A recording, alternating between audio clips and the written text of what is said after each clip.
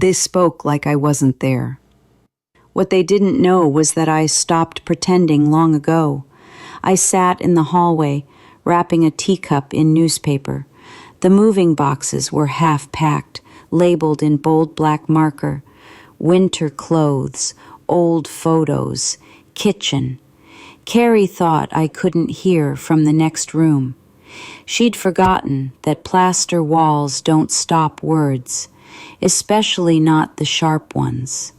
"Don't you think she's dragging this out?"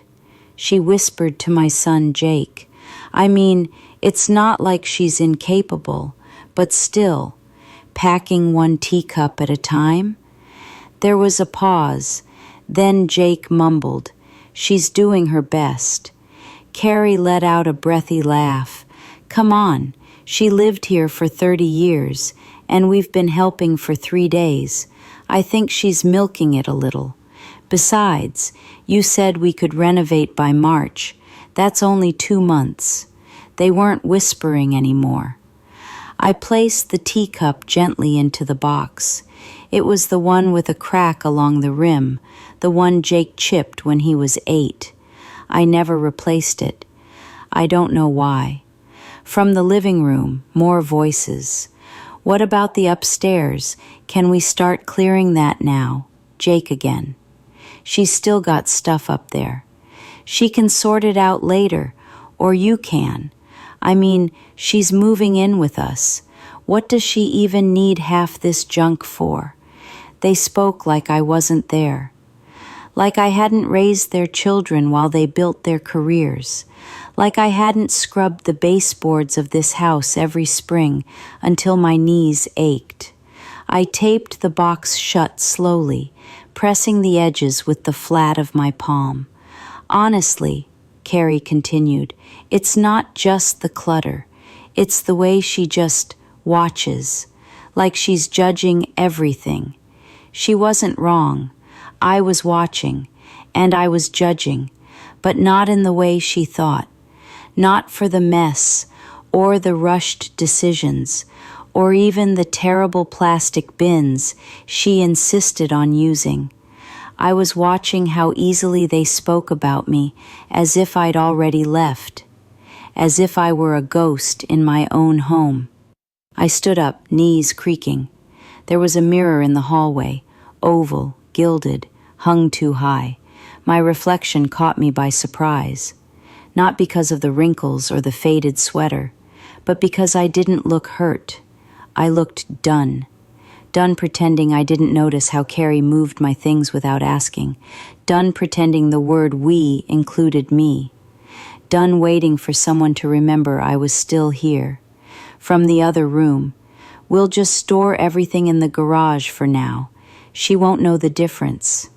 I reached for a pen, crossed out the label on the box, kitchen, wrote a new one, listening. That night I didn't sleep in my room, not because it had already been emptied, it hadn't, but because I couldn't bear the sound of them laughing downstairs in the same living room where we once opened Jake's birthday presents and Carrie cried after her first miscarriage. They laughed as if none of that belonged to me anymore. I stayed in the guest room, the one they'd said I could make my own once I moved in with them. It smelled like new paint and air freshener, like a place that had been cleaned, not cared for. I lay on the bed, stiff, with the ceiling fan humming above me. My suitcase rested in the corner like a quiet verdict. I hadn't zipped it shut. I didn't need to, because part of me knew I might not unpack it at all. In the morning, I found Carrie in the kitchen, already dressed and typing something furiously on her phone. "Morning," I said. She looked up, startled. "Oh, morning. Didn't hear you get up." I just smiled. She motioned toward the counter. "There's coffee. I made it the way you like. 2 sugars, right?" I nodded. I didn't mention that I hadn't used sugar in my coffee for over a year. She sat across from me as I sipped. Her phone buzzed, and she picked it up instantly, eyes darting, thumbs moving. I watched the steam rise between us like fog that neither of us had the energy to clear. "Jake's going to take you by the pharmacy today," she said absently. "He mentioned you still needed to refill some meds." I waited, then answered softly. "I called and had them transferred." "Oh," she blinked. "To which one?" "My old one." She frowned. "But that's on the other side of town." I stirred my coffee, not breaking eye contact. "Yes." She didn't say anything for a long moment. Then, "Well, that's not very convenient." I smiled. "Not for you." Later, while Jake loaded boxes into the car, I stayed behind, told them I needed a few moments to say goodbye to the house. They thought it was sweet. It wasn't. I walked room to room, not mourning, just remembering. Not the parties or holidays, the small things, the creak in the third stair, the dent in the baseboard from Jake's tricycle, the scorch mark on the counter where Carrie once forgot the kettle was on. I ended in the attic, my domain, boxes stacked neatly, labeled in my hand. One box was different, no label. I opened it. Inside, old photos, receipts, handwritten letters, and a deed, the original deed to the house. My name, bold, unmarred. Mine. I closed the box and carried it downstairs. They were waiting by the car. "You ready, Mom?" Jake asked. I nodded. "Just about." Carrie smiled and opened the trunk. "Still can't believe we got all of it in one trip." I placed the box gently in the front seat instead. "What's in there?" Jake asked. I didn't answer. Not because I didn't want to. Because I had just remembered they only listen when I stop talking. Carrie had opinions about my new room. "This dresser's too tall," she said, squinting as Jake shoved it against the far wall. "Let's put it in the garage. We'll get something more modern from IKEA." I said nothing. She turned to me with that bright, patient smile people wear when they're asking for permission they've already given themselves. "I just want the space to feel fresh for you, you know?" I ran my hand along the top of the dresser. The varnish had dulled over the years, worn down where I used to lay my Sunday earrings. "I like it as it is," I said, not harshly, just firmly. Her smile didn't falter, but her eyes shifted. "Well, it's your space, of course." I nodded, but I knew she didn't believe that. Not really. The first night in their house, I couldn't find a single drawer that was mine. I stood in the hallway, bathroom, toothbrush in hand, opening cabinets lined with neatly arranged serums, bath salts, and color-coded towels. Every shelf already spoken for. No room for anything new or anyone. I washed my face and dried it with a towel from my suitcase. When I returned to my room, the dresser was gone. I found it the next day in the garage, covered with a paint tarp. Carrie offered a cheery explanation. "We thought we might refinish it, make it look like new." I nodded. "It is new to you." Later that week, I received a letter from the bank. I opened it carefully, seated at the tiny desk they placed in my room, the one where I couldn't fit my knees without turning sideways. Inside was confirmation of the property trust update, my signature, notarized, complete. I slid it back into the envelope and tucked it inside my coat pocket. It felt warm there, close to my chest, like a heartbeat.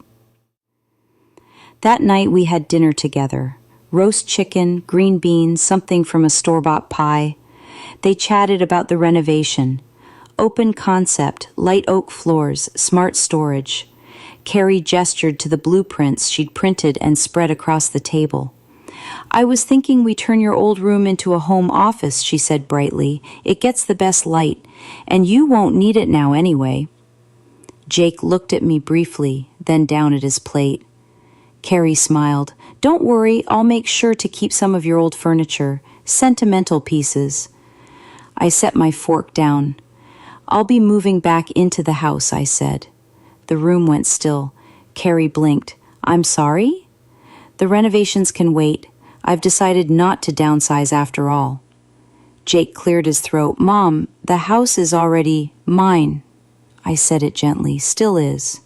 Carrie laughed nervously. But we moved everything. Not everything, I said, pulling the envelope from my coat and placing it on the table. This stayed with me. They stared at it like it might catch fire. No one spoke for a long time. So I did what I always do when the silence stretches too far. I stood. I cleared my plate, and I let the quiet say the rest. I didn't raise my voice. Not when Carrie slammed the cabinet door later that night, muttering about being blindsided. Not when Jake came to my room and said, You could have warned us, Mom. Not even when they asked, So you're moving back in, for good. I just said, Yes. No drama, no explanation. Carrie's voice cracked in the hallway. We made plans. We spent money on paint, on moving trucks. Jake, tell her this isn't fair. Jake didn't answer. He just stared at the hardwood floor like it held a better idea. The next morning, I woke early and walked the block. I hadn't walked that neighborhood in years. Everything looked newer or smaller. It was hard to tell. When I returned, Carrie was at the dining table, laptop open, lips pressed tight. She didn't look up. Jake did. Mom, you really want to go back? I mean, what about the stairs, the plumbing, the noise? I took a sip of coffee. The creak in the stairs, that's how I knew you were sneaking in past curfew. He smiled despite himself. I'll call a plumber. The noise never bothered me, I said. What bothered me was being moved like furniture. We returned to the house 3 days later. My dresser was still in the garage. The tarp had started to slide off, like it too was tired of hiding. Carrie didn't say much. She handed me a stack of mail with a brittle smile. Some of this came for you while you were at ours. I flipped through it casually. Junk mail, catalogs, one postcard. Then near the bottom, a letter from the lawyer. I opened it on the porch. Carrie hovered behind me. It's just paperwork, I said, confirming the trust and beneficiary changes. She froze. Changes? I nodded. The house will still be passed down, of course, but now it's contingent. Contingent on what? On being seen, heard, respected. She let out a sharp exhale. Is this some kind of punishment? No, I said, folding the letter calmly. It's a reminder. That evening, I cooked dinner in my own kitchen again. The table was smaller, the chairs a little uneven. The light flickered when the microwave ran, but it was mine. And as I sat in silence, chewing the same green beans they once laughed about, I felt something settle inside me. Not victory, not revenge, just return. The kind of return that doesn't come with applause, just peace. The next Sunday, I baked apple pie. Not because anyone was coming, not because I was trying to make a point, just because I liked the smell. The house warmed with cinnamon and butter, the oven ticked gently, the old wooden floor still creaked in all the familiar places. It wasn't a performance, it wasn't a welcome. It was home again. Jake stopped by around noon. He knocked lightly, holding a grocery bag and a sheepish smile. Thought I'd bring some coffee, he said. Figured you might not have had a chance to restock. I opened the door wider. You figured right. He stepped inside slowly, glancing around. Still feels the same. I nodded. Good. We sat in the kitchen. He drank his coffee, I had tea. He didn't ask for forgiveness, I didn't offer it. Instead, he said, I think Carrie's just overwhelmed. She didn't mean to. She did, I said, not unkindly. She meant to move me out, quietly, efficiently, permanently. He looked down. She's not used to being told no. She didn't hear no, I said. She heard silence, and she mistook it for permission. That evening, I took out the old photo album, the one Carrie had called Clutter. Page after page of memories pressed in plastic. Birthdays, burns, babies, arguments caught mid-glare, hugs caught mid-tear, and then a blank page. I inserted a new photo, a Polaroid. Me standing alone on the porch, pie in one hand, coffee in the other. No one else in the frame, just me, smiling, finally. The phone rang later that night, Carrie's name. I let it ring twice, then answered. I just wanted to say, I know I crossed a line, she said quietly. I guess I thought if we just moved things along, it would be easier, cleaner. It was never supposed to be clean, I said. Families are messy. Silence. Then, can I come by next week? You can. Pause. Should I bring anything? I looked at the pie, half gone. Just bring your ears, I said. This time, I have things to say. And just like that, I stopped being a piece of furniture in someone else's life and became something far more dangerous, a woman who had started speaking again.